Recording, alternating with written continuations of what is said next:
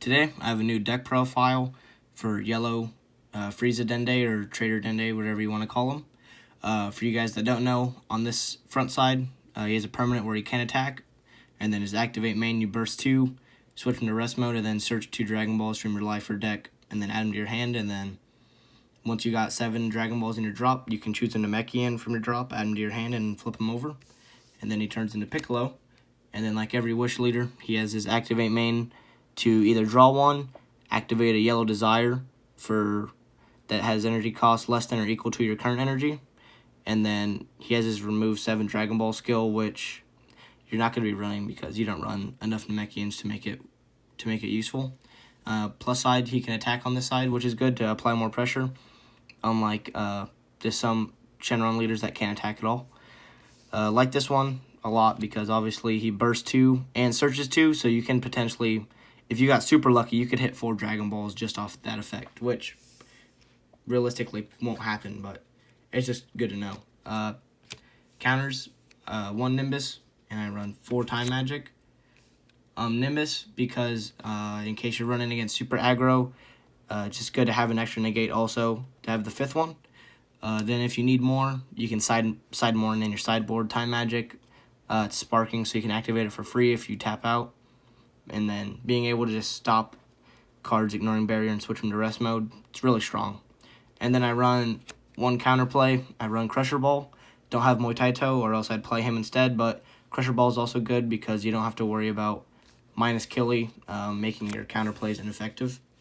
And then Crusher Ball switches an opponent battle card that's played in rest mode, so stopping their whatever card they're trying to play. Dragon Balls, 2 1-star, activate main if your leader Shenron, draw 1, and then you drop a card, and then so does your opponent. So if you don't have enough energy, if you're getting aggroed too much to activate both of them for 1, you can activate the first one, and then drop the second 1-star ball in your drop. And then 5 normal Dragon Balls, 0 cost, draw 1. Super Dragon Balls is too clunky in this deck for the 2 energy. 3 Radars. You want to search out your desire pieces and being able to get Dragon Balls back and draw more. Sometimes you can just grab 1-star back and then making them discard more if their hand's already low. I don't run the 4th Radar because you start seeing it too much and then it would be it just kind of gets stuck in your hand. 4 Revival of the Emperor. This is the main desire you want to keep if you find it in your opening hand. If your leader card is Yellow Shenron, choose a Frieza that's 4 or less and play it from your drop. Being able to play out a 4-drop for free if you activate Shenron effect, or for 2 energy, it's worth it no matter what. And that's just really good pressure. You can spam out multiple in 1 turn if you find your like radars to grab it back. I run Guru Super Combo instead of the Bojack Brigade one. I like doing this because if you burst off your Super Combo with Dende effect, you can grab them back and then not having to waste the Dangerous Journey Bulma so early on to get your Super Combos back. Going on into the 1-drops, I run 2 Time Kai and then run 2 Dangerous Journey. Like I said, get your Super Combos back and maybe the Secret Rare de Migra if you burst them off on accident. And then Time Kai, I like it better than Crisis Crusher because it stops 2 or less and then it replaces itself, because sometimes if you're going too aggro in the deck, you can end up having not as big as a hand as you would like. So being able for this card to replace itself, it keeps your hand size up.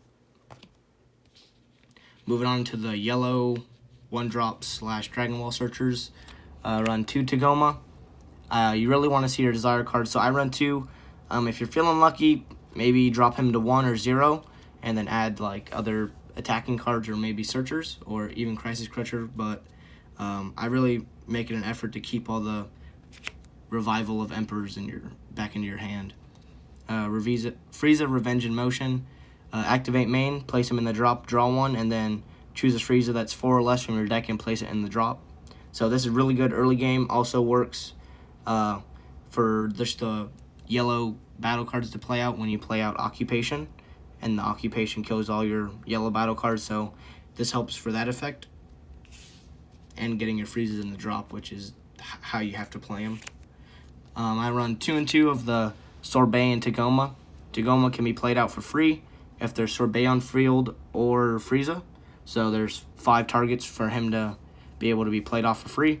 And when you play him, you choose a Dragon Ball, place it in the drop, and then draw one. So even if you have all 7 Dragon Balls, you can fail to search the Dragon Ball and then draw one. So it replaces itself, and then you get the card out for free for occupation. And then Sorbet's normal, just grab a Dragon Ball from your deck or life. Oh no, just your deck, my bad. And then shuffle your hand. But usually you're going to use your leader effect and grab them all out of your life right away anyways. So you don't really need to worry about him only hitting your deck. Moving on to the main part of the deck is all the Friezas. Some of the Friezas I run 1 Back from Hell and 2 Surprise Attack. Back from Hell is only 1 can be played in your battle area. It's a 3-drop. Choose one of your opponent's battle cards, switch it to rest mode ignoring barrier, and it can't be switched to active mode until the start of your next turn. So really helps you if they play out their big threat. Leave it tapped until the next turn, being able for you to live longer. And then his second activate main for Sparking 7. If you have 7 or more cards in rest mode, and this card is in rest mode, you get to deal 1 damage to your opponent. So really good to catch them off guard. Most of the time, people will know like what's going on, so they usually will try and stick to 2 life, but sometimes you can catch them off guard and get them with this effect. And then 2 Surprise Attack if you KO something, play them out for free, or just straight up play them out with Emperor Frieza Desire card, which isn't bad because he's critical. And then obviously the main Friezas, 4 Clan of Terror and 4 Returning Terror. Clan of Terror, it's really good, double strike 20k. You get to look at your opponent's hand and then play a battle card in rest mode. And then the second one, it's a dual attack, and then when you play him, you can drop a card and choose up to 2 of your opponent's battle cards in rest mode and kill them, and then he gains double strike for the duration of the turn. So both of these are your main putting pressure on going for game. This guy can search out, look in your opponent's hand, like if you're going against Baby, pull out their 1-drop and then just swing over him with 20k, and usually if you see that they don't have any negates, you can safely swing over them. Or maybe if they have a battle card out, play him out, take a second one, and then play him out also next, and then KO both of them. Just some good synergy between these 2 cards, being able to play out your opponent's cards in rest mode and then killing them. Last of the Friezas, I run 1-1 main board for Occupation and Resurrected Terror. Occupation of Evil is a 4-drop, double strike, activate main, place 2 yellow cards other than this one in your drop, and then choose 1 Resurrected Terror and evolve it, and then draw 2 cards. And then this guy, he's I cannot speak today. Triple strike 30k. When a card evolves into him, place all opponent's battle cards, or just place all rest mode battle cards in the drop, except for this card. So this one gets through barrier on your opponent's side because it doesn't say choose all. But then his second one, when it says choose all active mode battle cards and switch it to rest, this one doesn't hit barrier. So even if your own battle card has barrier, it will still get switched to rest mode because it's your own effect. But if your opponent has like a Fearless Pan out on play, this card won't switch it to rest mode. I only run 1-1. I have more in the sideboard. I just don't think you need it like to end the game as much because you're spamming out all the Clan of Terrors and the Returning Terrors. For the Spice, I run 1 Swift Retaliation Cooler. You're playing out all your Friezas for free, so sometimes later game you'll have open energy. So if they're trying to counterplay him or maybe negate his attack, you can bad ring for 3 energy, basically. When you play this card, draw 1, and then if you have 6 or more cards in rest mode, draw 1 more. So he draws 2 cards, and then he's a 3-drop counter, and then you negate your opponent's counter skill. This one's just kind of for the Spice.